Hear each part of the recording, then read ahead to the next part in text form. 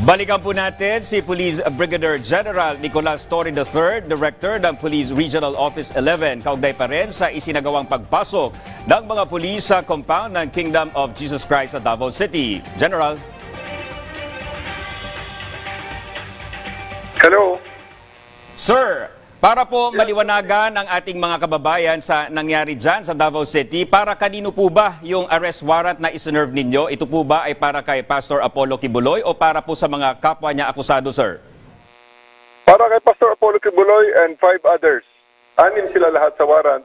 At ngayon, ang isa ay nahuli na, kaya 5 na lang sila. Pastor Apollo Kibuloy and 4 others.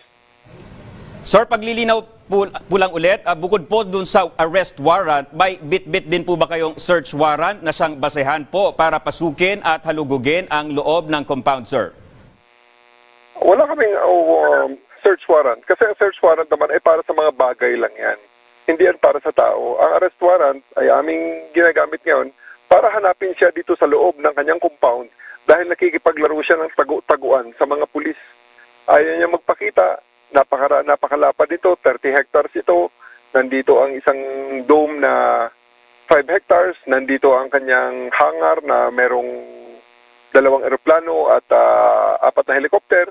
At meron tayong eskwelahan dito na may law school pa. Meron din ditong mga dormitories na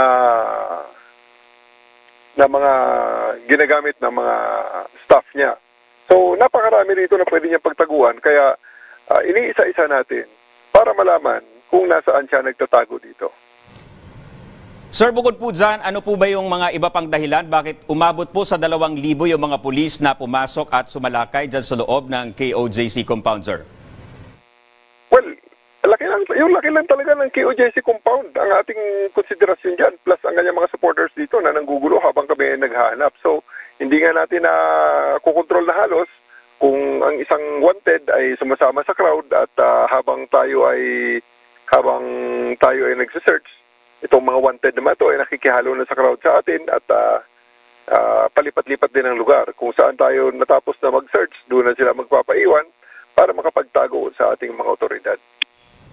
Sir, for the record po, natapos na po ba ang inyong paggalugad dyan sa compound? Hindi pa eh. Nakapagsimula pa lang kami. So, inabutan na lang kami ng gabi. Pinagpapahinga ko muna ang mga tao natin at in consideration din naman sa mga nakatira rito na wala munang gulo over the night para makapagpahinga pare-pareho. Ititigil muna namin ang search at i-hold muna namin kung saan kami nakaabot at ito continue namin bukas ng pag medyo nakapagpahinga na ang mga tao. And we also understand, sir, na gumamit din po yung mga tropa nyo dyan ng motion sensor. Gaano po kalaki yung tulong nito dyan, sir, sa paghahalughog ninyo dyan sa compound, sir? Ano po yun ang tinatanong nyo? Motion sensor po na ginamit po ng inyong mga tropa, gaano po kalaki yung tulong nito sa paggalugad ninyo dyan sa compound? Makikita natin dito kung alin ang mga lugar na may mga madidetect na heartbeat. At ito yung ginagamit natin sa rescue pag natabunan ng rubble yung tao. So, gagamitin natin ito ngayon sa paghahanap sa mga hidden compartments, sa mga underground tunnels, sa mga underground bunkers, or mga underground na undeclared, mga passages. So, medyo mabagal lang gamitin dahil sineset up natin ang device na ito. Sir, doon naman po sa napabalitang nabatay at nadala sa ospital, ano na po yung pinakahuling impormasyon dito, sir? Ilan po ba yung kumpirmado nabatay at ilan naman yung nadala sa ospital, sir? Kindly refer to my PIO. Ayoko lang that the number changes very, very, very fast. So, ibinigay ko muna sa PIO ko ang pag-account niyan plus sa medical officer namin. Pakitanong na lang sa kanila sa ngayon. Sir, sa inyo po bang palagay at impormasyon, nandyan lang sa compound si Pastor Apollo Kibuloy, sir? Definitely, nandito siya sa loob. Hindi magkakamali ang ating mga informante rito. Kaya lang, talagang yun nga, he can freely move around. Dahil kabisado niya itong mga lagusan dito eh. Hindi naman lahat na-cover namin dahil hindi nga naman ganun karami ang pulis natin. Sinasabi nila na sobra-sobra ang pulis. Hindi po totoo yun. Marami rito sa aming mga pulis ang trabaho security, ang trabaho rito CDM, Civil Disturbance Management, dahil napakagulo nila. Ang nagagamit lang namin dito sa aming mga tao ay kapiraso lamang o konti lamang. So, talagang aminado namin na talagang ang chances na pag matapos kami sa isang lugar, lilipas siya doon sa natapos namin at habang kami nagsisearch sa isang lugar uli. Kasi pinpointed naman namin sana eh. Kaya lang nung pinuntahan namin, hindi namin siya nakita kaagad na eh. So, ang aming iniisip dito, nakakagalaw talaga siya. Dahil talagang may bakas naman niya eh. Andyan naman ang mga bakas niya eh.